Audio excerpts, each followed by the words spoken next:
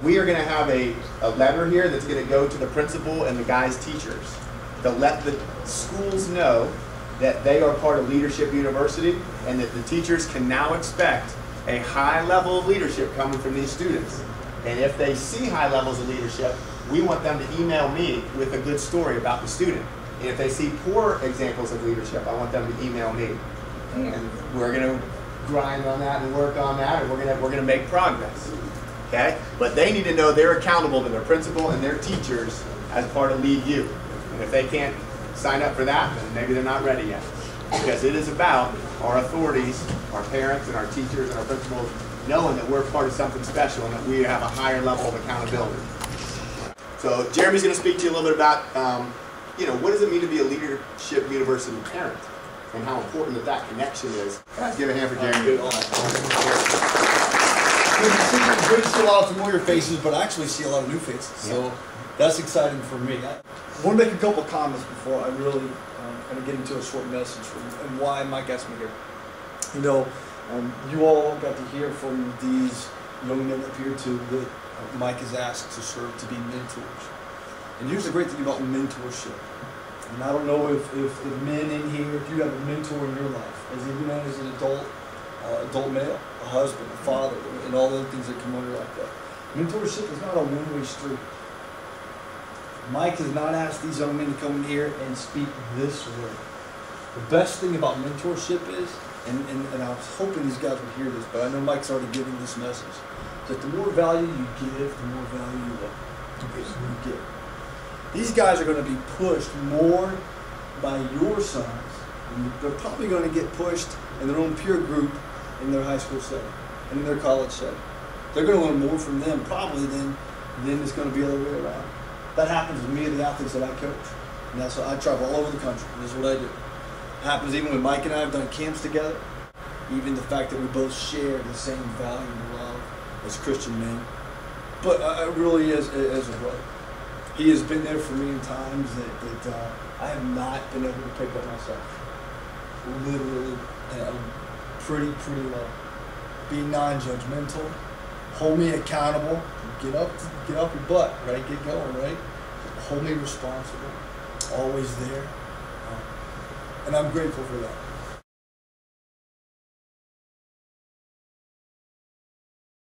Ultimately, what I've done is I've now had a chance to address and speak with over 500 programs in the United States, just since January 1st, that either are high school sports, club sports, private performance companies, kind of like what other side and half of what Mike does, and the performance training, stuff like that. They're craving this. Craving. There's nothing like this out there. How many of us do we see? And people we know, even in our own churches, people talk it, but they don't live it. It's huge. These young men need mentors that live it. They need it from you, dads. The number one thing, and if you've heard me talk about this before, that you cannot say enough of. When your son comes off the field, put your arm around him. I'm proud of you. I'm proud of you. I love you no matter what. Here are 3 pieces I want to share with you as a parent. And it comes from a list of what I call rocks versus rules, right? But 3 pieces of advice that if you do nothing else as a parent, you take away from this, your family's going to be better for it. We have a message together that's called Building a House of Champions. And the mantra for that is this. It is from your son looking at you, telling you this each and every day. Together, I'll play better. Not together, we'll play better. Right? It's not on game day, you come to son, we have to get a win today. There's no we in that. Dad, you're there to be a fan. Right? And you're supporting, and you're being a partner, and all the things you need to be. And that's important. But that together means the healthier the relationship with your child, the better and the more consistently they're going to play. So here are 3 rocks versus rules for you that come under that mantra and kind of under that umbrella. Here's the first one, right? Relationships rock. They rock, they're great. Experiences rule. You know what I mean by that? Is that we often as parents, we chase opportunities, especially now in this part of South Charlotte, and I've lived in it, I've been here for 20 years, that we want to provide experiences for our kids, right?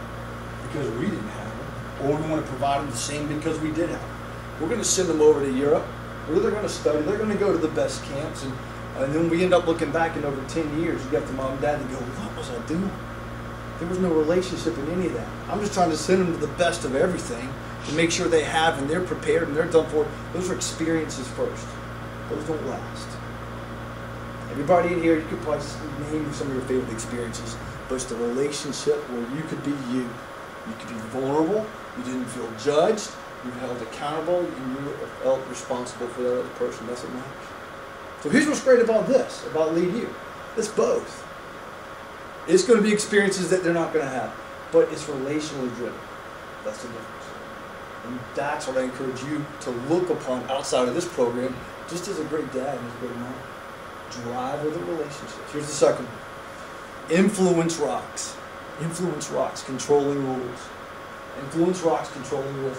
We get caught in time starved schedules every day. Dads, if you travel, you know this to be true.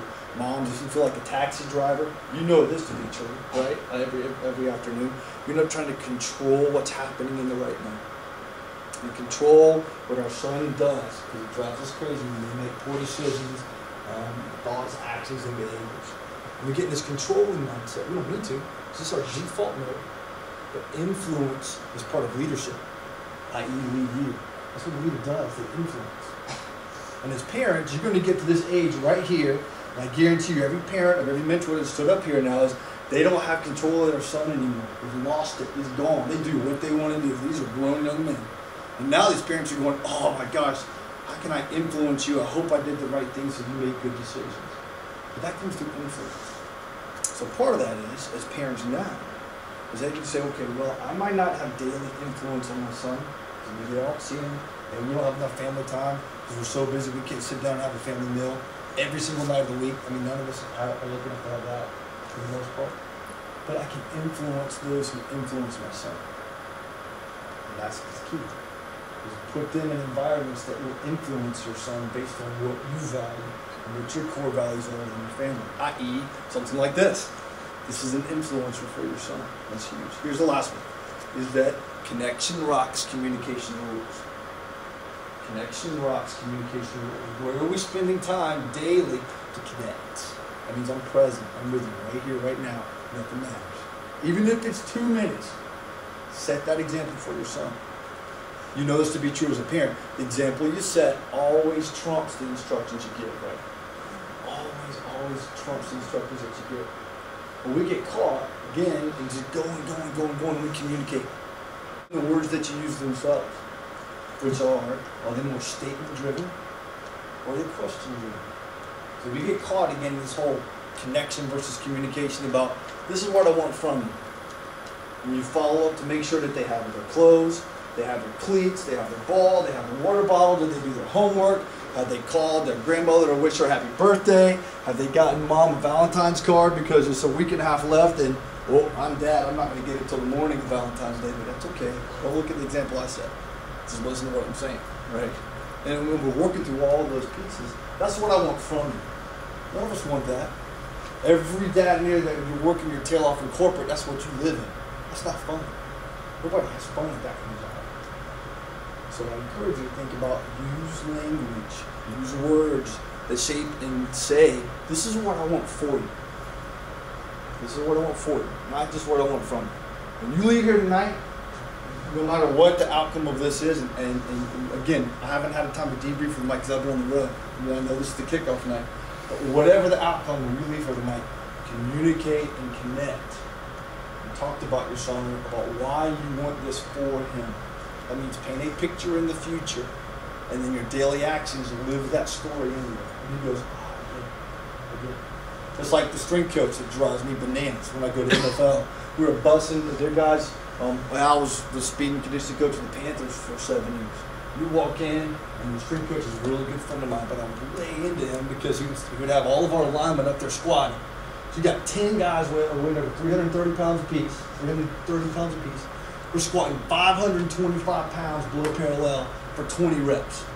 That's a whole lot of weight for those that are familiar with weight and stuff. It's ridiculous.